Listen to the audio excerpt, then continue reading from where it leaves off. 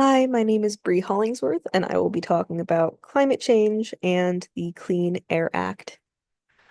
So, the social problem that I am addressing is climate change, which has become a pressing issue over the last several decades, especially for younger generations.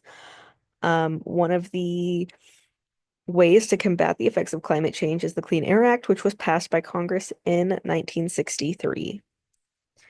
So, some of the impacts of air pollution are that in the USA, 131 million people live in areas with unhealthy emissions or pollution levels. And something that's important to know is that people of color are disproportionately affected by pollution. 63% of people in counties with failing air quality standards are people of color. This is one of the recent climate disasters that occurred. This is the aftermath of Hurricane Helene.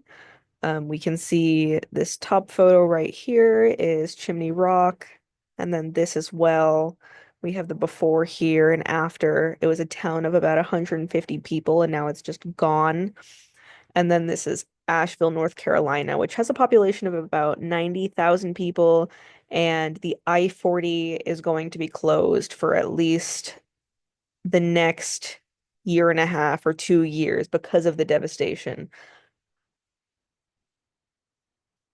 So some of the things that the CAA does is it regulates emissions. So for like vehicles or corporations, it sets national air quality standards, it monitors air quality, it sets vehicle emission standards, and enforces compliance from individuals and corporations. So if someone is not complying to the rules of the Clean Air Act, usually a fine is imposed and there are consequences for it.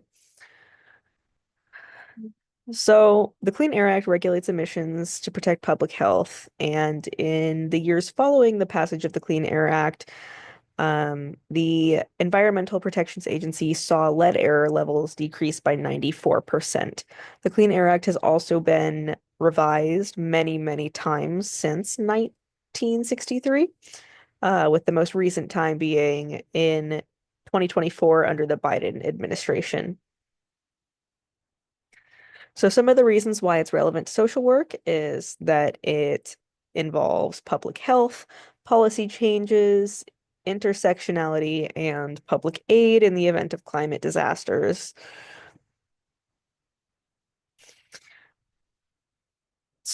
One of the reasons it's important is because wealth disparity, racism, and housing discrimination can all lead to greater exposure to pollution.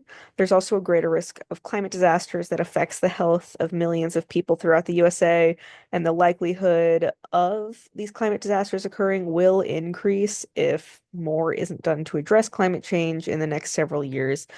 One recommendation I have to change the policy is to increase regulations for emissions and set stricter penalties for corporations that abuse their power or don't adhere to these penalties. Thank you.